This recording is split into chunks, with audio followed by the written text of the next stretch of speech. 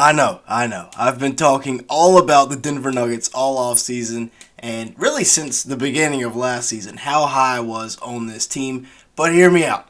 Between the Joker, Jamal Murray, this starting five is arguably one of the best I've ever seen. I mean, of course, we've got the death lineup for the Golden State Warriors from a couple of years ago. But this team, I really, really like. I mean, they all fit in well together. They all play off of each other. KCP, MPJ, Aaron Gordon. I mean, yeah, it's going to be a lot of fun to watch this Denver Nuggets team play this year. Now they do lose their best reserve in Bruce Brown. They have Christian Brown, who had a really good playoff run last year, a nice rookie season. And I think this Denver Nuggets team is going to repeat. So if you don't agree with me, you can stick around to the end of the video. But make sure to hit the like button, leave me a comment down below, and hit the subscribe button as it'll really help us out in the YouTube algorithm. Now, let's go ahead and get started. Looking at, I think they're a potential dynasty in the making. This is a team that absolutely dominated their way through the Western Conference and then dominated the Miami Heat. And I think, like I said, they're repeating. Their only loss really is Bruce Brown. Now, I know Jeff Green is gone as well, but he's getting up there. They didn't have enough money to bring back Bruce Brown. For a second there, they made it sound like he was coming back. But it's unfortunate that they do lose him. 11.5 points a game, 4.5 rebounds, 3.7 assists last year. Had a really, really good season. Mike Malone said he was essentially their sixth starter, and it can never hurt to have one of those. 48% from the field, 36% from three. Great 3-and-D player. In the playoffs, he was even better. He put up about 12 points, 4 rebounds, 2 assists, on really good efficiency as well. Bruce Brown, he's a dog. He's going to Indiana. He's going to be making more money than he's ever made in his career with this current contract. So good for him going out and getting that bag coming off of a great playoff run. Now, the youth, the young guys that are going to carry this dynasty into their next stage. There's 3 rookies, and then there's the second year in Christian Brown.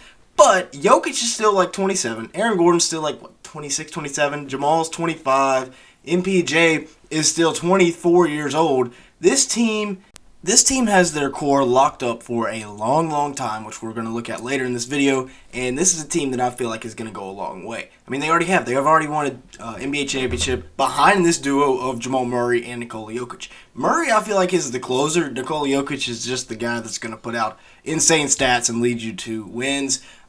Murray averaged 26.2 points, or 6.2 rebounds, and about 4 assists per game this year. 45% from the field, 40% from 3, 1 steal. Just a really, really solid season from a very solid player in the regular season. However, in the playoffs, he is one of the bigger risers in the NBA, putting up 26 points per game, 5.7 rebounds, 7.1 assists a night.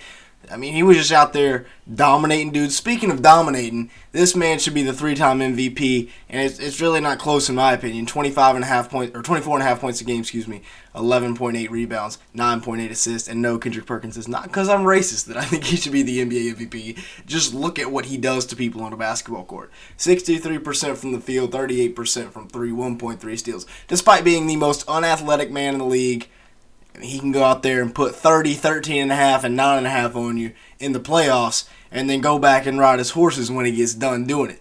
One of the best players in the league, 55% from the field, 46% from 3. Dude is dominant. Name a more dominant player in the NBA right now. I'll wait. I mean, he just went out and proved it. You can't. He just went out and proved it. Now, a guy that I think is going to break out even more, I mean, he's already a really, really solid player for them, but I think he's going to have a huge year next year. Really, he's only played in about 3 full seasons in the NBA. Last year, he put up 17.5 points a game, 5.5 rebounds, and 1 assist per game. You know, we're always taking the under there. On 49% shooting from the field, 42% from 3 in 29 minutes a game. Michael Porter Jr. is a monster. Again, only his 3rd full season. Remember, he sat out his first season with a back injury and then played 9 games a couple of years ago. And yeah, he cooled down in the playoffs a little bit, but his usage rate went way down because, they don't need him pulling transition threes in the finals. But this man has so much talent, so much God-gifted ability at 6'11", being able to shoot and handle the basketball the way he has. I mean, of course, that's the way the league is going.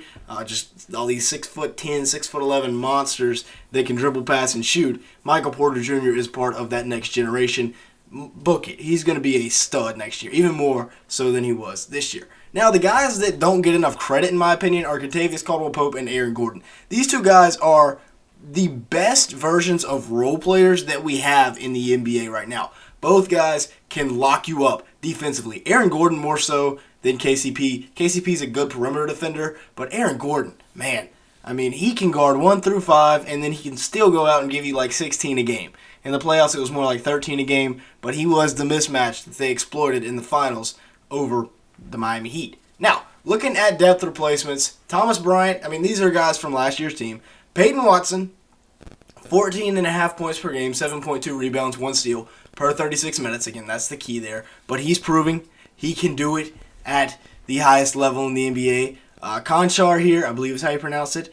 I think it's Conchar. 12 points per game, 5.2 rebounds, 3.2 assists. Remember, all of these stats are per 36 minutes, but still, those are good numbers. Christian Brown, 11 points, 5.8 rebounds, 1 steal. He probably has the least appealing numbers of the 4, but it was because, he was in the rotation, so it's not like he was playing spot minutes here and there. And then Thomas Bryant, who unfortunately left to go to Miami. I would have loved to keep him in Denver if I'm the Nuggets. He put up monster numbers per 36 last year, but with him leaving, that could open the door for a guy like Ismail Kamagate. They also had a really, really good draft, bringing in guys like Hunter Tyson, Julian Strother, Jalen Pickett. All of these guys, the common denominator here, the theme of these 3 draft picks, their age. Jalen Pickett, I believe, was at Penn State for 4 years. Hunter Tyson was a 5th-year senior this year at Clemson. I'm like 99% sure of that because I've been watching him tear up NC State for the last 3, 4, 5 years. And then Julian Strother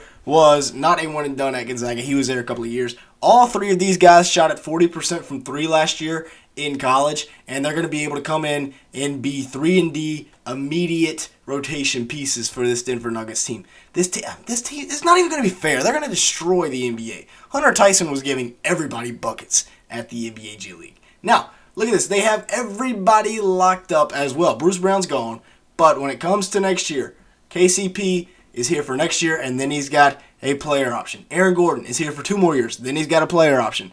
MPJ is here till 2027. Jokic is here till 2028 with a player option. Jamal Murray here until 2025. So they've still got at least 2 more years with their current core. KCP getting old, so they could be looking for a new starting shooting guard. Not this year, but maybe next year. But I think, this Denver team, who's really beating it? If somebody beats this team, I will be completely shocked and come around by the time of the NBA playoffs. The Suns, maybe. The Mavs, not really. And then the Clippers are, there's a 99% chance one of either Kawhi or Paul George is hurt by the time the playoffs roll around. Is there anybody else in the Western Conference? I'm probably missing somebody key. But, yeah, the Lakers, probably not. Lakers are old. The Warriors are old. The Nuggets are right there in their prime. This is a team that we could see potentially three-peat. The Warriors didn't even three-peat, right?